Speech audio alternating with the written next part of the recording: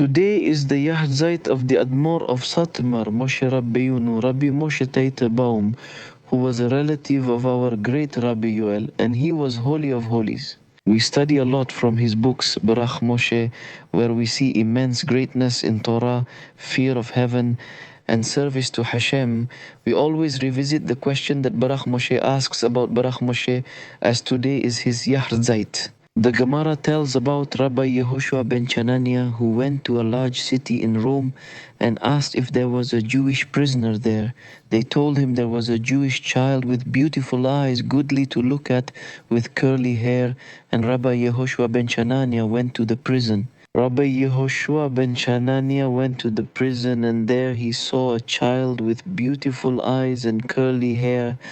He asked him, "Who gave Jacob to be plundered and Israel to the robbers?" The child replied, "We did, because we sinned, we committed transgressions and did wrong things." Rabbi Yehoshua ben Chanania stood up and redeemed the child for a large sum of money. It wasn't long before that child became one of the great priests of the Jewish people. Beirach Moshe asks a strong question.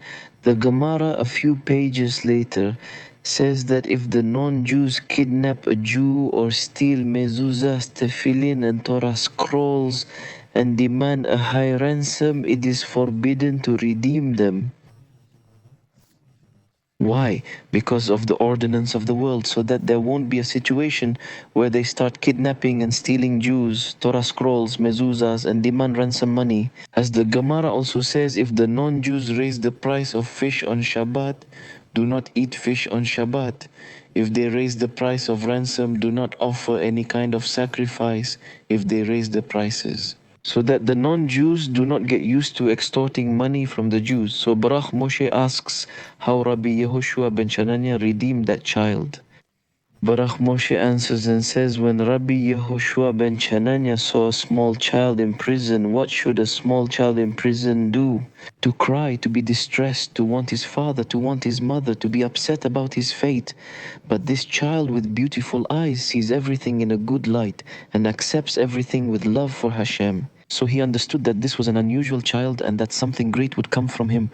When a person goes through difficult trials and despite all the hardships remains faithful to the Holy One, blessed be He. Like King David, who says, "All your waves and breakers have swept over me," yet he remains with strong faith and trust in Hashem. This leads a person to eventually achieve something great. A person who suffers and yet remains steadfast in faith and devotion ultimately attains great and tremendous things. May it be the will that through the merit of Moshe Rabbeinu, who was holy of holies, we all receive great abundance from all worlds, and may he advocate for us, so we all merit redemption, salvation, and great divine assistance.